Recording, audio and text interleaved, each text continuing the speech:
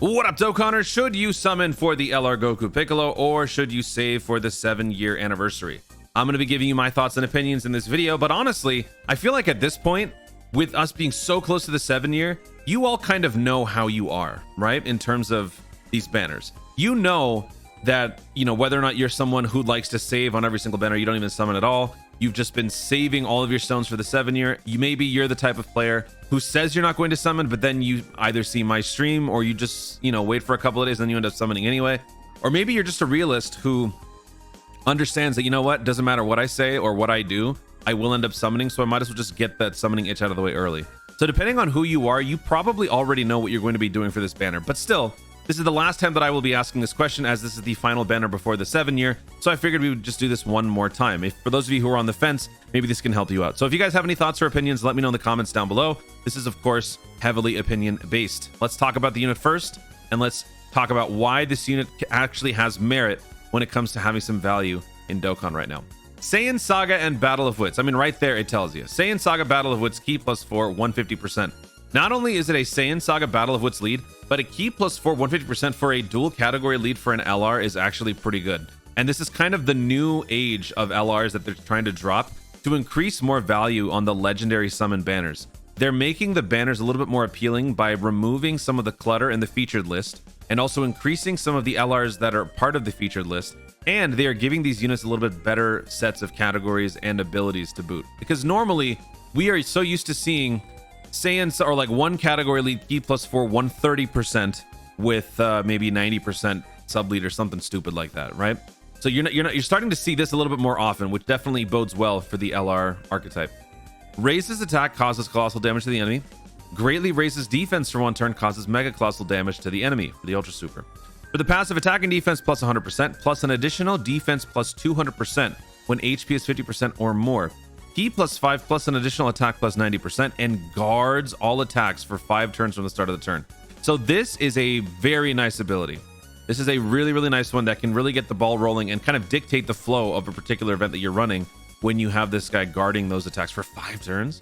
Launches an additional super attack within the same turn after receiving an attack as the first attacker in a turn. So you put this guy in slot 1, and for the first 5 turns, this guy will be launching an ultra super and maybe a regular super if you have enough key to do that, or just double regular super. So this is a pretty nice setup.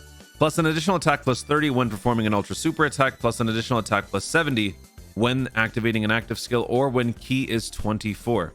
Now the key is 24 part might be a little bit harder to execute unless you have the appropriate links. You got key +5 here.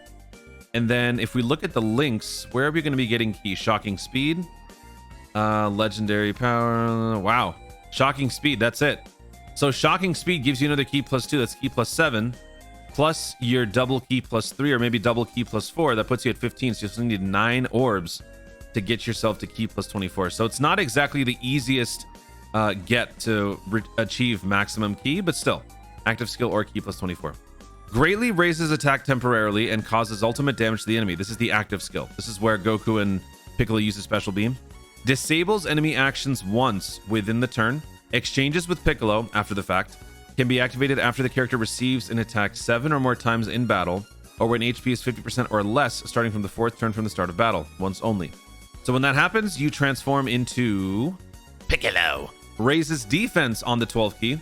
Massively raises attack for 1 turn on the 18th key, causes mega colossal. Recovers 18% HP at the start of the turn.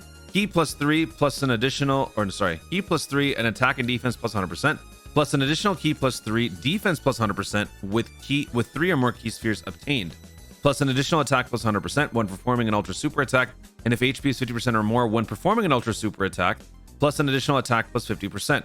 Disables the attacked enemy's actions once within the turn when key is 24.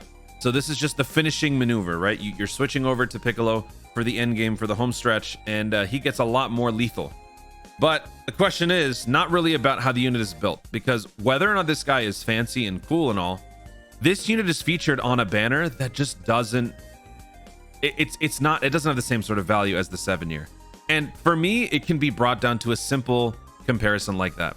How good is this banner compared to the 7-year anniversary? Is this banner better in terms of value? No. Is this banner better in terms of personnel? No. Is this banner better in terms of overall hype? No. And that for that reason alone, the 7-year anniversary is more important, and therefore you should be saving for that. The good thing about global is that we are getting the legendary ticket. So if you are really tempted to summon for this unit because the unit looks cool, you want that guaranteed guard in the first slot, then I suggest maybe considering investing in the legendary summon ticket. But keep in mind, these things are pretty expensive.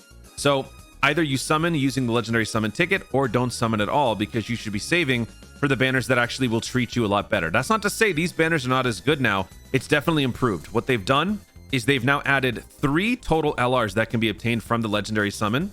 And then they've also integrated only 10 total featured SSRs. 1, 2, 3, 4, 5, 6, 7, 8, 9, 10. It used to be 12. They've reduced it. Obviously, it's not a massive, monumental makeover, but it is still a significant improvement to overall boost the rates and the banner's quality, right?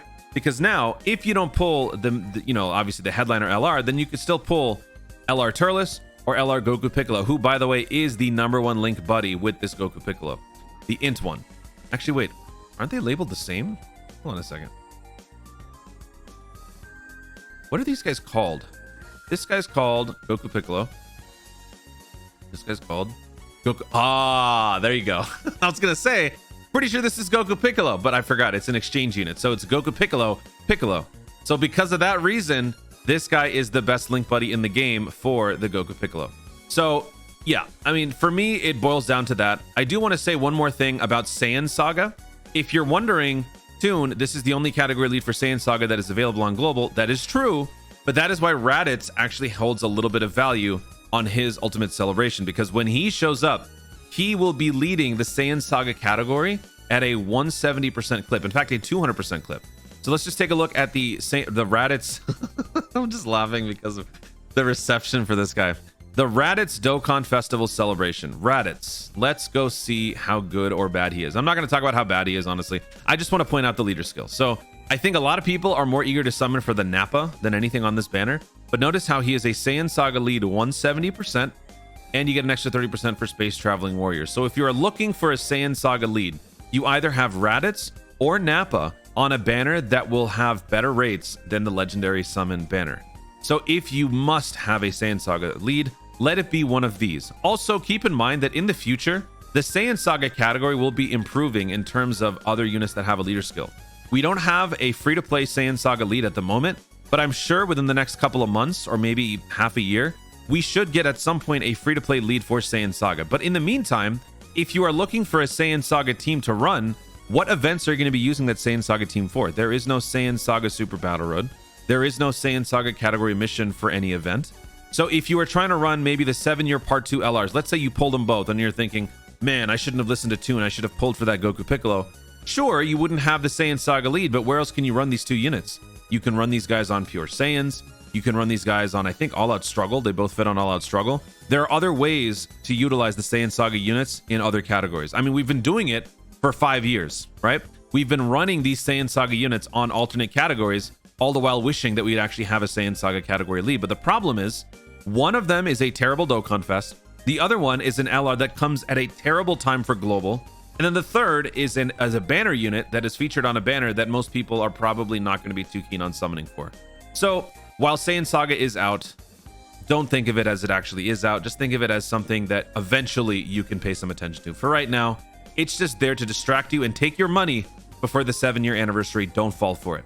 And those are my thoughts. Guys, thank you so much for watching. If you enjoyed the video, be sure to leave a like down below and let me know in the comments, what do you think about the timing of this banner? What do you think about the fact that this is the only Saiyan Saga lead that Global will have for a couple of months? Actually, about a month and a half, 2 months. Do you think it makes this unit worth summoning for right now? And what are you going to be doing for this banner? Are you going to be summoning, or are you going to be saving for the 7-year and maybe spending those legendary tickets? Let me know what you guys think in the comments down below. Also, be sure to subscribe for more Dokkan content in the future and click the notification bell so that you let YouTube know you want to see more of my stuff. Do it! Thanks again, stay tuned, and always remember to Dokkan responsibly.